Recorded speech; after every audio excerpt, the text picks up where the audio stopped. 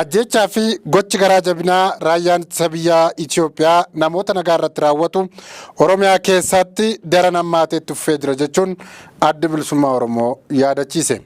Adda Bilisummaa Oromoo ibsa eengadda baaseen seenaa keessatti garaa jabinaa fi gocha hammeenyaa uummata cunqurfamaa mirga isaaf falmatu boodatti deebisee hin beeku jechuun ibseera. Raayyaan ittisa biyyaa Itoophiyaa paartii Biltsiginnaan durfamu ammas gochaa garaa jabinaa fi suukanneessaa dargaggoota Oromoo irratti raawwatee jiraachuu ibseera.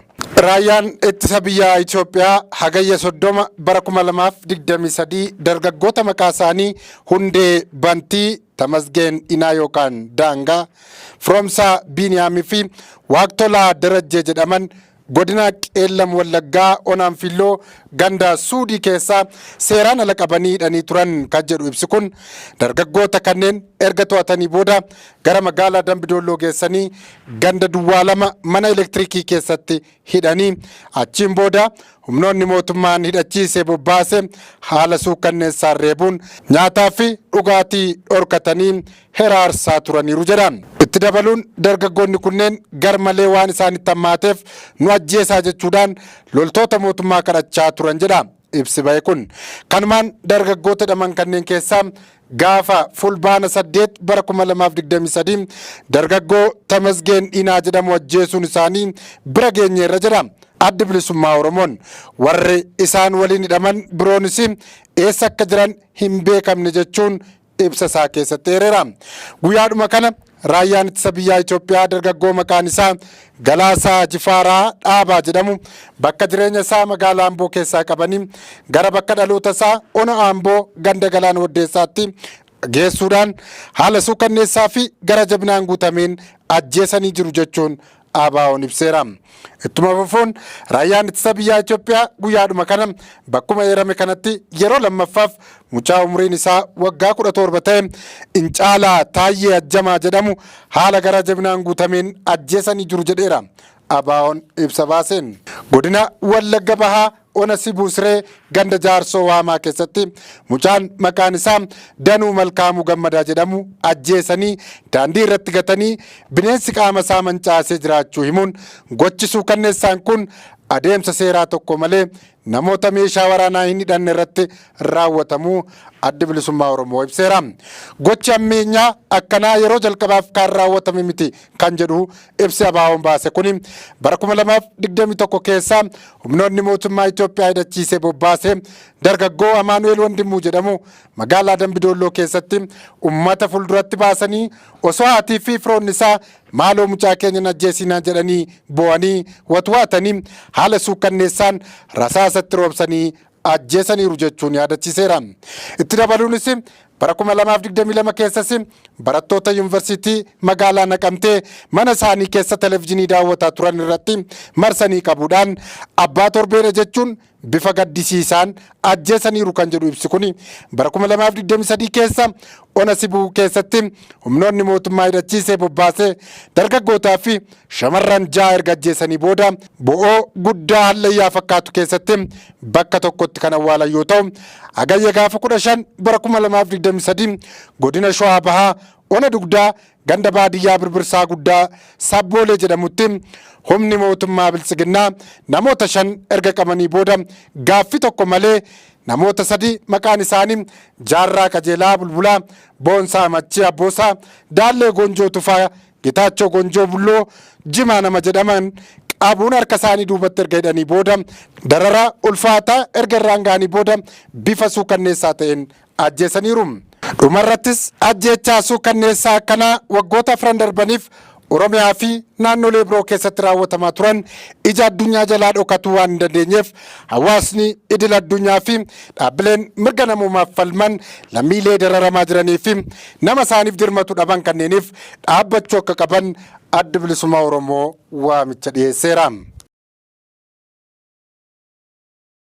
Muummichi Ministeeraa Itoophiyaa Dr. Abiy Ahmed hidhaan laga Mormor marsaa inni dhumaa kaleessa guutamee xumuramuu ibsan. Dr. Abiy Ahmed kaleessa karaa toora miidiyaa hawaasummaa isaaniin ergaa maxxansaniin bishaan guutuun marsaa arfaffaa fi xumuraa haala milkaa'aa ta'een xumuramuu yoon ibsu gammachuu guddaadhaanidha jedhan.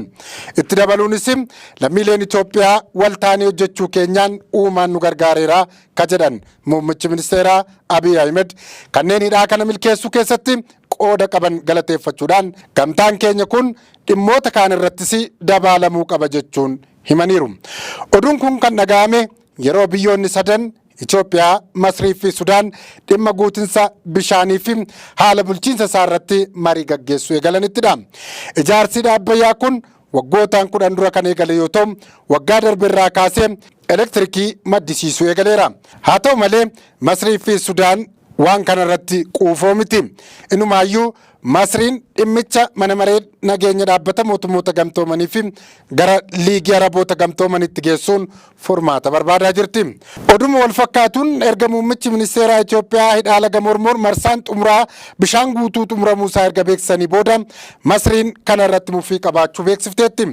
Ministeerri Haajaa Alaa Masrii ibsa karaa miidiyaa hawaasummaa gubbaan akka maxxansetti Itoophiyaan qofaatti bishaan guutuun qajeelfamoota waliigaltee biyyoota sadanii kan bara 2015 irratti waliigalan cabsaa jirtu jechuun beeksiseera.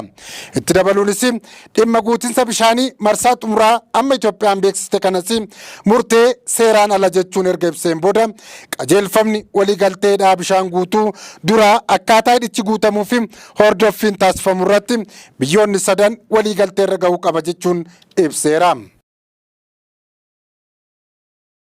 Sudaan keessatti kaleessa leellaa gabaa keessatti gama xiyyaaraa fi lafoon mudateen yoo xiqqaate namoonni 35 ol ajjeefamuun dhaga'ame. Gabaa namoonni baay'ee keessa turan keessatti meeshaa waraanaa dhuka'uun haleellaa dhaqqabeen namoonni 35 lubbuun darbuu fi kanneen baay'inaan 60 ol ta'an ammoo madaa'uu dhaabbanni gargaarsa fayyaa daangaa maleeyyii Medecins Sans Frontieres jedhamu beeksise. Haleellaan sun kaleessa xiyyaarri waraanaa gabaa Qooroo jedhamu kan kibba Kaartumitti argamu irratti raawwatuusaa jaarmiyaan kun ibseera.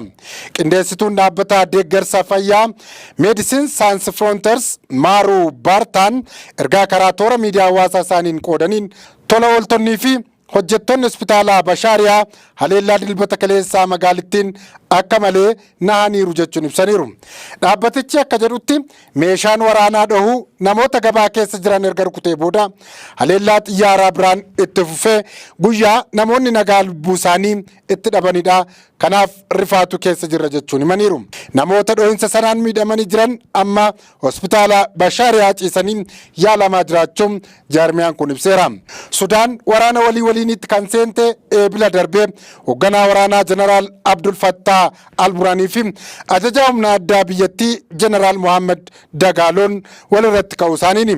Lola sanaanis namoonni miliyoona 5 qe'ee isaanii irraa buqqa'uun kumaatamaan kan lakkaa'an ammoo ajjeefamuu isaanii dhaabbanni mootummoota gamtoomanii kana dura beeksiseera. Oduu kanaan wal qabatee ajajaan waraanaa Sudaan Asmaraa galaniiru. Ajajaan waraanaa Sudaan Jeneraal Abdul Fattah Al-Burhaaniin Eertiraa deemanii pirezidaantii Isaayyaas Afwerqii wajjin mari'achuun beekameera.